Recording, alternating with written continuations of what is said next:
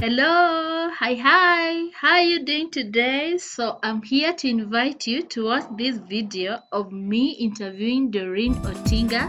She's going to share some tips on how to get clients using social media. If this has been your question too, this is the video to watch. Make sure you watch it to the end to get those tips that Doreen is sharing so that you can use them to get clients as well. Thank you. Get clients from Twitter. But Yeah. first you have to tell us who is Doreen. Yeah. Okay. Hi there. My name is Doreen Otinga. I'm sure most of you know me, and most people who joined recently don't know me. I am a copywriter by profession, and I solely rely on social media to get my clients. I've been in this field for about 3 years. Oh, Yeah, that's that's awesome. all about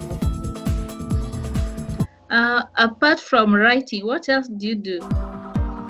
Apart from writing, I do Swahili translation, and sometimes I also offer lessons to Swahili students who are learning from abroad.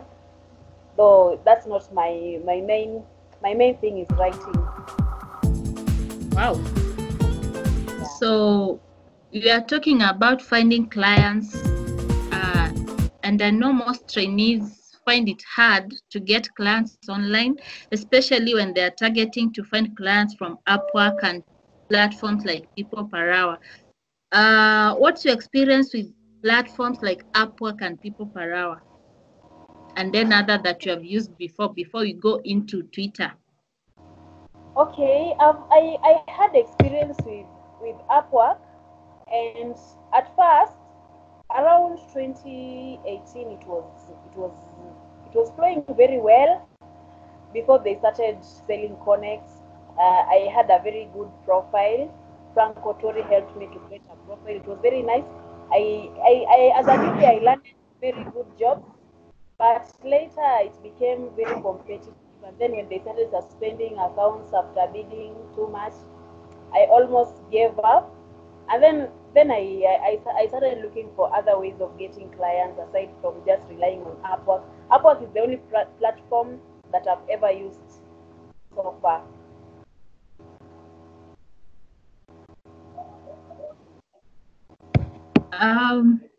And how did you get into finding clients from platforms like Twitter? Okay, now you see, I out of curiosity, just the way I used to look for online jobs, I used to Google, I used to use the Facebook search, I used to use Twitter, many platforms. I would just during my own time when I don't have anything to do, I just loved researching, and that was my habit even before I joined. In fact, that is what I did and discovered online jobs. So it is my habit normally to search and learning something new. So that is how basically how I started. I was trying. I think there's a day I was trying to search on Facebook, copywriting jobs, something like that, and then I landed a client just like that, and then I became curious, and I kept on searching. Even from Google, you search. That's how I started learning more about getting direct clients from social media.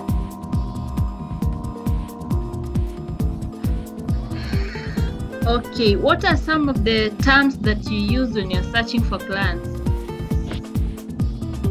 When I'm using The for specific clients, actually, terms, yeah. okay, when I'm searching for clients, the terms that I normally use depends on what I'm looking for. If I'm looking for translation jobs, for example, let's say I'm looking for French translation jobs or Swahili, I just type it like that on search buttons, maybe on Google, on Facebook, Twitter, all the social media accounts. I just search. I use terms like Swahili translation. If it is copywriting jobs, I just type. We are looking for copywriters, need copywriters, searching for copywriters, hiring copywriters. All the terms that clients can use to look for writers or to hire, you just type them. Just type anything, and you'll get very many results. That you just look for the relevant one, like the most recent one, because when you are searching for a Come up client, again, umepotea. can you hear me? Now, yes. Yeah, the terms that I normally use when searching for clients is it depends with what I want. For example, if I'm looking for translation jobs, I just type the language pair, and I incorporate something like looking for Swahili translators, looking for French translators, hiring French translators. The same applies with copywriting. Maybe I'm looking for copywriting gigs. I will just type hiring copywriters, looking for copywriters, searching for copywriters, need copywriters. Yeah, that's what I normally use. The same applies to other theaters. For example, if you're a transcriptionist, you can type looking for transcriptionist, looking for someone to do some transcription. You just type something that someone would have posted when looking for what you're offering. Yeah. Okay. On Twitter, do you employ hashtags when looking for a job? Yeah, I usually employ hashtags. It's very important because most of the people on organizations use them when they're posting when they're posting something important that they would like to reach very many people. Like currently during COVID-19, there have been many translation jobs in different languages, and when you realize that someone can search like for hiring Swahili translators, and then hashtag COVID for COVID-19 materials, hashtag COVID, or so when I'm searching, I also put hashtags. Sometimes even you can even just put hashtag copywriter, and you'll get very many results. You'll get for those who are looking for copywriters. You'll get for copywriters who are trying to offer services, of which you can connect with them and also try to sneak in their profiles to see whom they are following, and that's how you just end up landing clients. So hashtags are very important. I know we are talking about Twitter, but do you use LinkedIn and Instagram to find clients? Okay, I've never used Instagram before. I'll try to explore it, but I use LinkedIn. As for LinkedIn, my main tactic is putting those keywords of the services I'm offering on my profile. For example, when I'm describing on my profile, I can write something like SEO specialist. I can also put something like copywriter for hire. You can put at least 4 keywords, something that clients mostly search for when they're looking to hire. So for LinkedIn, that's what I use, and I also sneak into other people's profiles. I know this is not good, but I usually sneak into other copywriters. Their keywords, and I can put some of them on, and I can add them on mine, and I get clients. Some clients just reach out from search. Let's say you are just checking on your competitor, you are monitoring your competitor to see what they are up to. Yeah. I always monitor them, by the way. Sometimes someone can post something on social media. Oh, LinkedIn is a very good place to get clients if you do this and this and this. But they don't exactly share what they do. So what I do, I go and type their names on LinkedIn. I find their profiles, and then I look at what they are doing. Sometimes I send them requests, and then I just follow up. What do they post? What do they use any hashtags? What are their keywords on their profile? Okay, I succeeded to get a client from stealing one keyword from a fellow copywriter.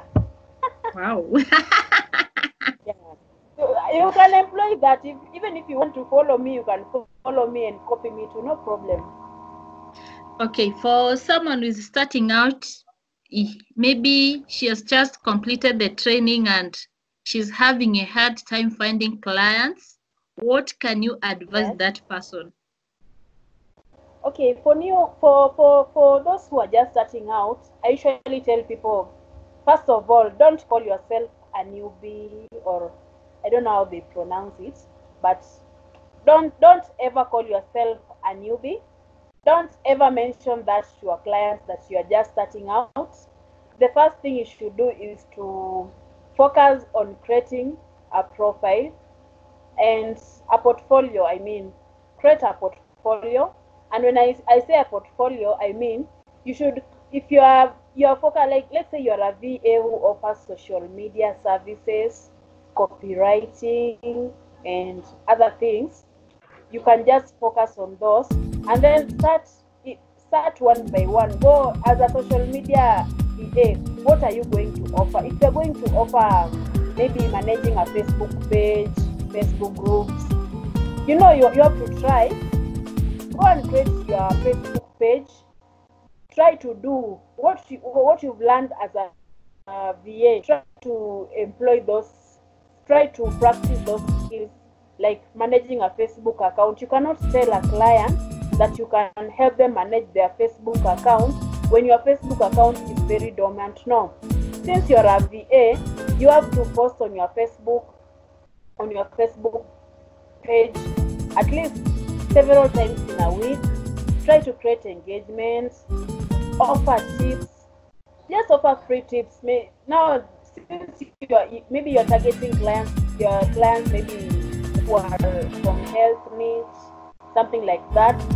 So you're just offering tips on how to keep your Facebook account engaged, and you just offer free tips, and you update it frequently, put some graphics. That your Facebook account will be your portfolio. And then you can also look for clients, potential clients. Just look for someone whose page is just hanging and offer to help them for 3 months.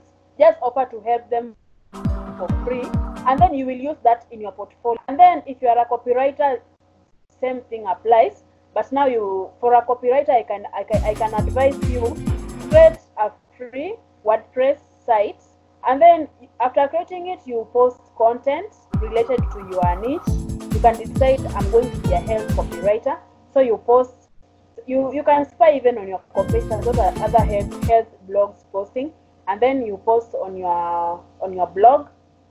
You create meaningful posts, and you create according to how you've learned, and then you post. You write engaging posts, and then when you create a portfolio, a portfolio is something that describes more about you. What have you done before? What have you achieved? Now, when your portfolio, you can write something maybe as a VA. What have you done? And then you put a link to that page. What have you achieved? Were you able to get likes? How many likes were you able to get? How active is your page? You write more about that, and then you put a link to that page so that a client can go and check if you are saying the truth. And then if it's copywriting services, you can write the agencies you've worked for in the past. Okay, now since you're a newbie, you can, that one doesn't apply, but you can post, you can share links to the articles you've written, and then you share them to on your portfolio. You just describe a brief description.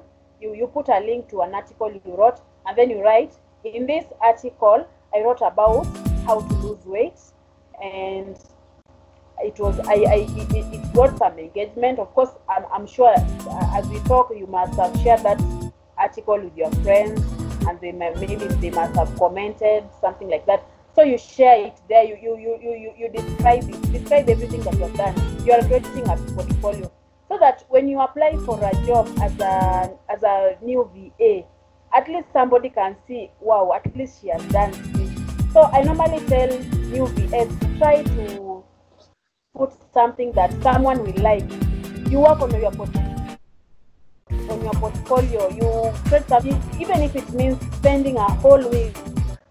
You create something, share it with your friends, let them criticize it, and at least I'm sure you will land a client. And then when you start out, I always tell people, you can start slow. You're trying to gain experience, and you know when you start, your first class deliver the best. They see the value of your work, and they might increase payments. And then when you work for them, add them on your portfolio, add them on your testimonial. Never ignore adding until your portfolio grows, until you become a guru, if I may say. Wow. So I think there is something that we may not agree together Yes. about mentioning your status as a VA. I know you said that you said you said they should Okay. not mention that they are starting out. But for me, in my view, I usually say it's good to be honest than to lie. I usually say you could say I'm starting out, but I have experience doing this and this. It's only that I haven't done it online. That's my view. Okay, I think I've not put it clearly. Okay, I think, you see, there are this kind of new freelancers. When they're applying for jobs, they say, okay, I'm looking to grow. I hope I'm going to learn. I'm applying this job so that I can improve my skills, or so that I can learn. You know, most clients don't like that. So Yeah. I don't think it is applicable to mention Yeah, that. I get you. You should show interest in helping the client. Even if you are new, don't start mentioning your weakness, but at least You are here try to to learn. show helping the clients. The client is looking for a solution and not someone to train, unless that client offers to train you. Yeah, if they want to train you, that will be great. But don't start making it more about you. Like, I'm new, I'm just starting out, I'm trying to build my portfolio, my experience. No, just show interest in the client, saying I would be happy. I think I think I'm good in social media. I think I love this. And I think due to my interest in social media, I think I can help you create engaging posts. You show your interest in what that person is doing. That's my point actually. Wow, thank you, Doreen. I appreciate you. Thank you for your time, and I hope everyone is going to watch this, is going to benefit from these tips that you have shared. And I want to wish them all the best. Enjoy your day. Wow.